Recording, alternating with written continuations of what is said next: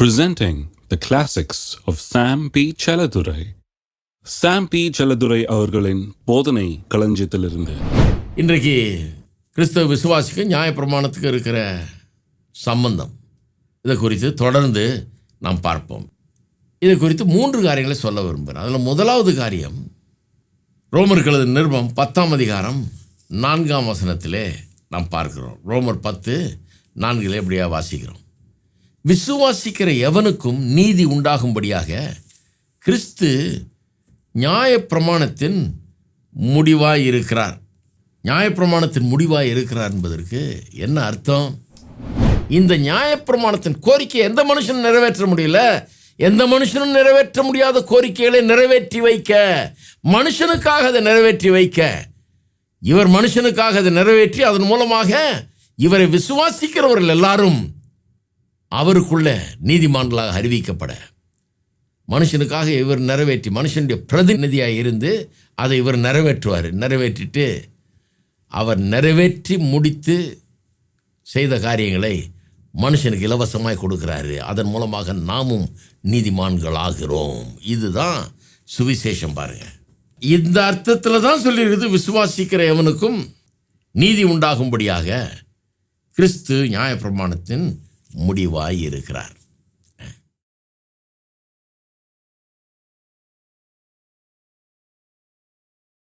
ரெண்டாவது, கிறிஸ்து நம்மை நியாயப்பிரமாணத்துக்கு கீழ்ப்பட்டவர்களாக இருந்த நம்மை அதிலிருந்து விடுதலையாக்கி இருக்கிறார். இனி நியாயப்பிரமாணத்துக்கு நாம் கீழ்ப்பட்டவர்கள் அல்ல என்று வேதவசனம் நமக்கு போதிக்கிறது. ரோமர் 6ஆம் அதிகாரம் 14ஆம் வசனத்தை பாருங்கள். நீங்கள் நியாயப்பிரமாணத்துக்கு கீழ்ப்பற்றாமல் கிருபைக்கு கீழ்ப்பட்டிருக்கிறபடியால் பாவம் உங்களை மேற்கொள்ள மாட்டாது அப்படிங்கிறார். அப்போ நியாயப்பிரமாணத்துக்கு கீழ்ப்பற்றாமல் கிருபைக்கு கீழ்ப்பட்டிருக்கிறபடியால், நீங்கள் நியாயப்பிரமாணத்துக்கு கீழ்ப்பட்டில கிருபைக்கு கீழ்ப்பட்டிருக்கிறீர்கள். You're not under the law but under grace. அப்படின்னா என்ன அர்த்தம்? நியாயப்பிரமாணத்துக்கு நீங்கள் கீழ்ப்பட்டு இல்லைன்னா என்ன அர்த்தம்? நிறைய பேர் எப்படி அதை புரிஞ்சுக்கிறாங்கன்னா, நியாயப்பிரமாணத்துக்கு கீழ்ப்பட்டு இல்லைன்னா அப்போ நான் என்ன வேணால் பண்ணிக்கலாம், எப்படி வேணால் வாழ்ந்துக்கலாம், என்ன வேணால் பாவம் செஞ்சுக்கலாம், ஏன்னா நியாயப்பிரமாணத்தை என்னை கட்டுப்படுத்த முடியாது, அதுலேருந்து என்னை அவுத்து விட்டாராக்கும், ஃப்ரீ பண்ணி விட்டாராக்கும். ஆகவே நியாயப்பிரமாணத்துக்கு எனக்கு எந்த சம்மந்தம் இல்லையாக்கும், நியாயப்பிரமாணம் எனக்கு தேவையே இல்லையாக்கும், அது சொல்கிறதெல்லாம் நான் கீழ்ப்படிய வேண்டியதே இல்லையாக்கும், அது சொல்கிற கட்டளையில் நான் செய்ய வேண்டியதே இல்லையாக்கும். இப்படியெல்லாம் எடுத்துக்கிறவங்களாம் இருக்கிறாங்க விபரீதமாக.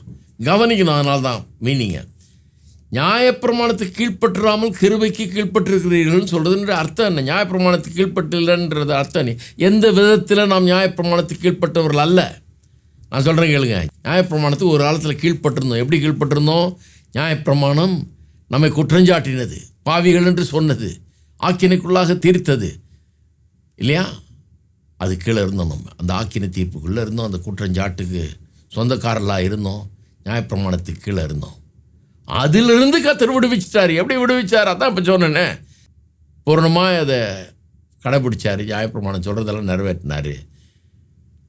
நியாயப்பிரமாணத்தை மீறின நமக்கு கொடுத்த அந்த தண்டனை அவர் தன் மீது ஏற்றுக்கொண்டார். ஆகவே அதையெல்லாம் நிறைவேற்றி முடிச்சிட்டார். நிறைவேற்றி முடித்தபடினால, நம் சார்பில் அவர் எல்லாத்தையும் செஞ்சு முடித்ததுனால, இனி நியாயப்பிரமாணம் என்னை ஆக்கினைக்குள்ளாக தீர்க்க முடியாது, குற்றவாளி என்று குற்றம் சாட்ட முடியாது, மரண தண்டனை என் மேலே வைக்க முடியாது. இந்த விதத்திலே நான் நியாயப்பிரமாணத்துக்கு கீழ்ப்பட்டவன் அல்ல. புரிஞ்சுக்கிட்டா நல்லது. இதுதான் கிறிஸ்தவ வாழ்க்கையின் அடிப்படை. பாருங்கள், தேவனோடு கூட இன்றைக்கு நமக்கு இருக்கிற உறவு வந்து நியாயப்பிரமாணத்துக்கு நாம் கீழ்ப்படிஞ்சோமா இல்லையா, பர்ஃபெக்டாக கீழ்ப்படிஞ்சோமான்றது அடிப்படையில் கிடையவே கிடையாது. முடியாதுன்றதுனால தான் அவர் வந்தார். முடியாதுன்றதுனால தான் அவர் கீழ்ப்படிஞ்சார். முடியாதுன்றதுனால தான் அவர் செத்தார். நம்முடைய தண்டனையை சுமந்து நம்ம நியாயப்பிரமாணத்தை மீறினதுனால தானே. அப்புறம் அவர் செத்ததுக்கு என்ன அர்த்தம்? அவர் வந்து முழுமையாக கீழ்ப்படிஞ்சதுக்கு என்ன அர்த்தம்? இப்போ நம்ம உட்காந்து கணக்கு போட்டுருந்தோம், நம்ம பர்ஃபெக்டாக கீழ்ப்படிஞ்சோமான்றதை கணக்கு போட்டுட்டு இருந்தோம்னா. அதனால தான் சொல்லியிருக்கு, நீ நியாயப்பிரமாணத்துக்கு கீழ்ப்பட்டவர்கள் அல்ல, கிருபைக்கு கீழ்ப்பட்டவர்களாக இருக்கிறீர்கள் அப்படின்னு. ரோமர் 7ஆம் அதிகாரத்தில் ரொம்ப அருமையாக இதை பற்றி சொல்லுது பாருங்கள். நியாயப்பிரமாணத்தை அறிந்திருக்கிறவர்களுடனே பேசுகிறேன். நியாயப்பிரமாணத்தை நல்லா தெரிஞ்சு வச்சுருக்கவங்கள்ட்ட பேசுகிறேன்றாரு. 7ஆம் அதிகாரம் 1ஆம் வசனம் ரோமர். சகோதரரே, ஒரு மனுஷன் உயிரோடு இருக்கும் அளவும் நியாயப்பிரமாணம் அவனை ஆளுகிறது என்று அறியாமல் இருக்கிறீர்களா? ஒரு தேசத்தில் வாழ்கிறீங்க அல்லது எங்கேயோ ஒரு இதில் இருக்கிறீங்க, அங்கங்கே ஒரு சட்டம்னு இருக்குது இல்லையா? உயிரோடு இருக்கிற வரைக்கும் அதுக்கு கீழ்ப்பட்டவர்களாக இருக்கிறீங்க. என்றைக்கு நம்ம சாகிறோமோ அன்னைக்கு அது கீழ்ப்பட்டவர்கள் இல்லை. நம்ம ஆள் செத்தாச்சு, அதுக்கப்புறம் அந்த லாவை கொண்டு போய் அவன் மேலே அப்ளை பண்ண முடியாது. செத்த பிறகு இந்த லா அப்ளிகபிள் கிடையாது. அதுதான் சொல்ல வர்றார். அதுக்கப்புறம் மேரேஜை சொல்கிறார். அடுத்து 2-3 வசனங்கள் என்னத்தை பற்றி சொல்லுது? திருமண உறவு சொல்லுது. திருமண உறவில் கணவன் மனைவிங்கிற உறவில் அதே மாதிரிங்கிறார். அதாவது சொல்கிறார், அது எப்படி எனில் புருஷனுடைய ஸ்திரீ தன் புருஷன் உயிரோடு இருக்கும்போது நியாயப்பிரமாணத்தின்படியே அவனுடைய நிபந்தனைக்கு உட்பட்டிருக்கிறாள். புருஷன் மரித்த பின்பு புருஷனை பற்றிய பிரமாணத்தின்று விடுதலையாக இருக்கிறாள். ஆகையால் புருஷன் உயிரோடு இருக்கையில் அவள் வேறொரு புருஷனை விவாகம் பண்ணால் உபசாரி எனப்படுவாள். புருஷன் மரித்த பின்பு அவள் அந்த பிரமாணத்தினின்று விடுதலையானபடினால் வேறொரு புருஷனை விவாகம் பண்ணாலும் உபசாரி அல்ல. அப்படி போல, ஒரு உதாரணத்துக்கு சொல்கிறார், அப்படி போல என் சகோதரரே, நீங்கள் மரித்தோரிலிருந்து எழுந்து கிறிஸ்து என்னும் வேறொருவருடையவர்களாகி தேவனுக்கென்று கனி கொடுக்கும்படி கிறிஸ்துவின் சரீரத்தினாலே நியாயப்பிரமாணத்துக்கு மரித்தவர்களானீர்கள். முன்ன நியாயப்பிரமாணத்தோடு நீங்கள் உங்களுக்கு திருமணம் செய்து வைக்கப்பட்டிருந்தது அப்படின்றாரு. கிட்டத்தட்ட அதுதான் அர்த்தம். என்ன சொல்கிறாரு? இந்த மேரேஜ் அனாலஜி ஏன் கொண்டாடுறாரு? நியாயப்பிரமாணத்துக்கு வாழ்க்கப்பட்டிருந்தீங்க நீங்கள், முன்ன அதன் கீழே இருந்தீங்க, அங்கே வாழ்க்கப்பட்டிருந்ததுனால இப்போ அது முடிஞ்சு போச்சு, அதிலிருந்து விடுதலையாக்கப்பட்டீங்க. இப்போ இன்னொருவரோடு திருமணம் நடந்திருக்குதுன்றார். வேறு ஒன்றும் இல்லை, அந்த உதாரணத்தை அப்படி எடுத்துங்க. இன்னொருவரோடு திருமணம் நடந்திருக்குது. அந்த புருஷன் செத்தாச்சு, இப்போ இன்னொரு புருஷனோட திருமணம் நடந்திருக்கு. இயேசு கிறிஸ்துவோட திருமணம் நடந்திருக்குது. இப்போ தேவனுக்கென்று கனி கொடுக்கும்படி அந்த நியாயப்பிரமாணத்தோடு நடந்த திருமணத்தில் அது கனி கொடுத்துச்சு. என்ன கனியை கொடுத்துச்சு? ஆக்கினை தீர்ப்பு, தண்டனை, சாபம். இந்த கனி தான் அங்கே வந்தது. இங்கே என்ன கனி? நற்கிரியைங்கிற கனி கொடுக்கும்படிக்கு நியாயப்பிரமாணத்துக்கு மரித்தவர்களானீர்கள் அப்படிங்கிறார். 8ஆம் அதிகாரம் முதல் 2 வசனங்களை பாருங்கள். நியாயப்பிரமாணத்துக்கு கீழ்ப்பட்டவர்கள் அல்லங்கிறத இங்கே எப்படி சொல்லுது பாருங்கள். ஆனபடியால் கிறிஸ்து இயேசுக்கு உட்பட்டவர்களாக இருந்து, இப்போ யாருக்கு உட்பட்டவர்களாக இருக்கிறோம்? கிறிஸ்து இயேசுக்கு உட்பட்டவர்களாக இருந்து மாம்சத்தின்படி நடவாமல் ஆவியின்படி நடக்கிறவர்களுக்கு ஆக்கினை தீர்ப்பு இல்லை. கிறிஸ்து இயேசுவினாலே ஜீவனுடைய ஆவியின் பிரமாணம் என்னை பாவம் மரணம் என்பவர்களின் பிரமாணத்தினின்று விடுதலை ஆக்கிற்றே. நிறைய வாசிக்கலாம். இதனுடைய அர்த்தம் என்ன? நாம் இனி நியாயப்பிரமாணத்துக்கு கீழே கிடையாது. நாம் நியாயப்பிரமாணத்துக்கு செத்தவர்களாகிவிட்டோம். முன்ன நமக்கும் நியாயப்பிரமாணத்துக்கு இருந்த அதே உறவு கிடையாது. அது இப்போ வேலிட் கிடையாது. முன்ன நியாயப்பிரமாணத்துக்கு கீழ்ப்பட்டவர்களாக இருந்தோம். அது நம்ம ஆக்கினைக்குள்ளாக தீர்த்தது, நம்ம மேலே சாபத்தை வச்சது, நம்ம மேலே தண்டனையை அறிவித்தது, தேவனுடைய ஆக்கினை தீர்ப்பு அறிவித்தது. இதெல்லாம் பண்ண முடியாது இப்போ. அதனால் இந்த உறவு மாறிடுச்சு. ஏன் மாறிச்சு? ஏன்னா இயேசு கிறிஸ்து நான் ஏற்கனவே சொன்னபடி நியாயப்பிரமாணம் கோருகிற எல்லாத்தையும் பூர்ணமாக நிறைவேற்றியிருக்கிறார். கற்பனையை கை கொண்டிருக்கிறார். கை கொள்ளாத எனக்கு கொடுக்கப்பட்ட அந்த தண்டனையெல்லாம் அவர் ஏற்றுக்கொண்டார் இல்லைங்களா? இப்படி நிறைவேற்றினதுனால நியாயப்பிரமாணம் இனி என்னை குற்றஞ்சாட்ட முடியாது, ஆக்கினைக்குள்ளாக தீர்க்க முடியாது, தண்டிக்க முடியாது, என் மேலே சாபத்தை வைக்க முடியாது, ஒன்றும் செய்ய முடியாது. இந்த விதத்தில் நியாயப்பிரமாணத்தோடு கிறிஸ்தவ விசுவாசிக்கு இருக்கிற உறவு மாறி போய்விட்டது இன்றைக்கு. இதனுடைய ப்ராக்டிக்கல் இம்ப்ளிகேஷன் என்ன? இதனுடைய நடைமுறை வாழ்க்கையில் இது எப்படி நமக்கு அது பொருத்தமாகிறது, எப்படி அது நம்ம பாதிக்கிறதுன்னு 1-2 காரியங்கள் சொல்கிற குயிக்காக. 1, ஆகவே இப்படி இருக்கிறதுனால பிசாசு நமக்கு எதிராக வைக்கும் குற்றஞ்சாட்டுகளை ஒருபோதும் ஏற்றுக்கொள்ளவே கூடாது, அதை கேட்கவே கூடாது. பிசாசு குற்றஞ்சாட்டுகிறதுக்குனே பிறந்தவன் பாருங்க. அவன் அதே தான் பொழப்பே அவனுக்கு. இரவும் பகலும் தேவனுடைய சந்நிதியிலே குற்றஞ்சாட்டி கொண்டே இருக்கிறான். தேவனுடைய சந்நிதியில் குற்றஞ்சாட்டுறது இருக்கட்டும், அங்கே ஒன்றும் இது வேலைக்கு ஆகாது. இங்கே நம்மக்கிட்ட குற்றம் சாட்டிகிட்டு இருப்பான் பாருங்கள். நம்மக்கிட்ட சொல்லியிருப்பான், நீ பாவி, நீ ஒன்றும் லாய்க்கில்லை, கத்தர் ஒன்றை நேசிக்கலையாக்கும், கத்தர் ஒன்றை வெறுத்துட்டாராக்கும், உன் மேலே ஆக்கினை தீர்ப்பு வரப்போதாக்கும், அப்படியாக்கும். ஏற்றுக்கொள்ளவே கூடாது. இதுக்கு தான் சட்டப்படி பார்க்கணுங்கிறது. ஃபீலிங்கை வச்சு பார்த்தீங்கன்னா உங்களை இடம் போடுவீங்க. நான் இப்போ அவ்வளோ பர்ஃபெக்டாக இல்லை பிரதர், அதனால தான் ஒரு மாதிரி இருக்குது அப்படின்னு ஆகிடுவீங்க. ஏன்னா இப்போ நியாயப்பிரமாணத்தை நீங்கள் பர்ஃபெக்டாக கடைப்பிடிச்சிங்களான்ற அதை அப்படி தானே போகிறீங்க. அது தப்பு. நீங்கள் எப்படி பார்க்கணும்? நீங்கள் கிருபைக்குள்ளாக இருக்கிறீர்கள், கிறிஸ்துவுக்குள்ளாக இருக்கிறீர்கள், அவர் உங்களுக்காக எல்லாத்தையும் செய்து முடிச்சிட்டார். இந்த சத்தியத்தை வச்சு பார்க்கணும். அப்படி எடை போட்டிங்கன்னா கரெக்டாக எடை போடுறீங்கன்னு அர்த்தம். அப்போ அவனுக்கு பதில் சொல்ல முடியும். அவன் என்ன தான் குற்றஞ்சாட்டினாலும் அவனுக்கு எதிர போயிட்டு வாப்பா, ஆமாம் எனக்கு தெரியும், ஆமாம் எனக்குள்ள குறைகள் இருக்குது, ஆமாம் நான் ஒன்றும் பர்ஃபெக்ட் கிடையாது, ஆனால் பர்ஃபெக்டான ஒருவர் எனக்கு பதிலாக பர்ஃபெக்ட் எல்லாத்தையும் செஞ்சு முடித்து அந்த பர்ஃபெக்ஷனை எனக்கு ஃப்ரீயாக கொடுத்துருக்கிறாரு. என் தண்டனை அவர் ஏற்றுக்கொண்டார், என் மேலே நீ தண்டனையை வைக்க முடியாது, போயிட்டு வாங்கலாம். இருக்கீங்களா? ரெண்டாவது, ஆக்கினை தீர்ப்பை ஒருபோதும் நம்முடைய வாழ்க்கைக்குள்ளே அனுமதிக்கக்கூடாது. காண்டம்னேஷன் சொல்கிறோம் இல்லையா, ஆக்கினை தீர்ப்பு, அது ஒருபோதும் அதாவது ஐயோ நான் தப்பு செஞ்சுட்டேன், கர்த்தர் என்ன ஏற்றுக்கொள்ள மாட்டார், என்னை தள்ளிட்டார் அப்படிங்கிற அந்த இதை அனுமதிக்கவே கூடாது. பாருங்கள், உங்கள் குறைகளை பார்த்தீங்கன்னா கண்டிப்பாக மன வருத்தமாக தான் இருக்கும், ஒரு மாதிரி தான் இருக்கும். ஆனால் அந்த மன வருத்தத்திலே வாழக்கூடாது. பாருங்கள், கிறிஸ்தவனுக்கு அதை எப்படி சால்வ் பண்ணணும்னு தெரியும். மெய்யான கிறிஸ்தவனுக்கு எப்படி சால்வ் பண்ணணும்னு தெரியும். மெய்யான கிறிஸ்தவனா இல்லாதவன் தான் தப்பான வழியில் போயிட்டுருப்பான். அவன் என்ன பண்ணிட்டுருப்பான்?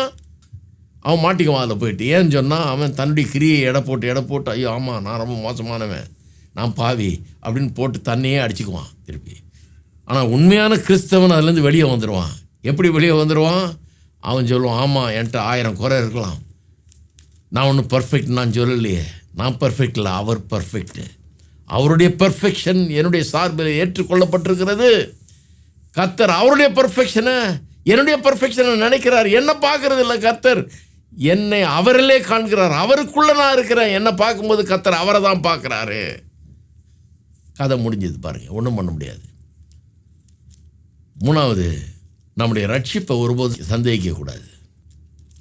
அதாவது நாம் சோதிக்கப்படுறதுனாலையோ அல்லது நாம் சில நேரங்களில் பாவத்தில் விழுகிறபடினாலேயோ நம்முடைய ரட்சிப்பை ஒருபோதும் சந்தேகிக்கக்கூடாது.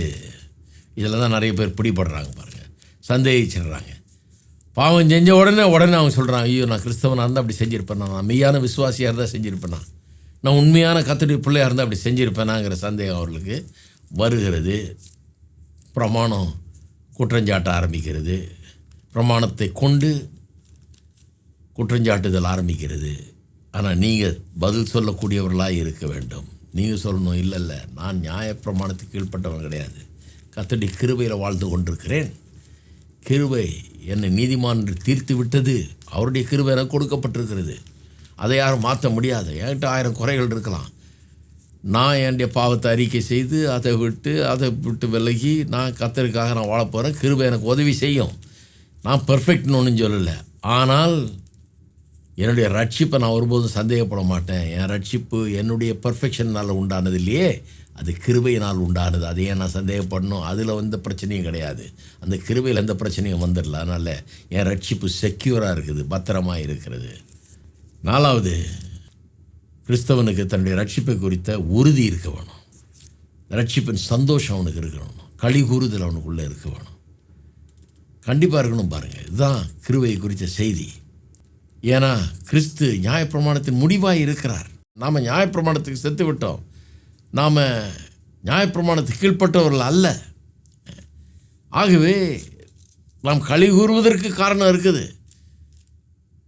நம்முடைய ரட்சிப்பின் நிச்சயத்தை எதுவுமே கெடுக்க முடியாது. எதுவுமே அந்த நிச்சயத்தை கெடுத்து போட முடியாது, சந்தோஷத்தை கெடுக்க முடியாது. சிலர் சொல்கிறாங்க, இல்லைங்க என் உள்ள உங்களுக்கு தெரியாது, அது உள்ளே எவ்வளோ பாவம் இருக்குது தெரியுமா, அது உள்ளே எவ்வளோ தீமை இருக்குது தெரியுமா, என் உள்ள அவ்வளோ அழுக்காக இருக்குதுங்க, அதை யோசித்து பார்த்தா தான் எனக்கு தான் வேணாங்கிறது. உங்கள் உள்ள அழுக்காக இருக்குதுங்கிறத நான் ஒன்றும் இல்லைன்னு சொல்லலை, அழுக்காக இல்லை பரிசுத்தமாக இருக்குதுன்னு சொல்லலை. நான் என்ன சொல்கிறேன், உங்கள் உள்ளம் பரிசுத்தமாக இருந்ததுனாலே தேவனுடைய பிள்ளைகளானீங்க. அப்படி ஆகணுன்னா ஆகவே முடியாதே. என்றைக்கு பரிசுத்தமாக இருக்க போது உள்ளம்?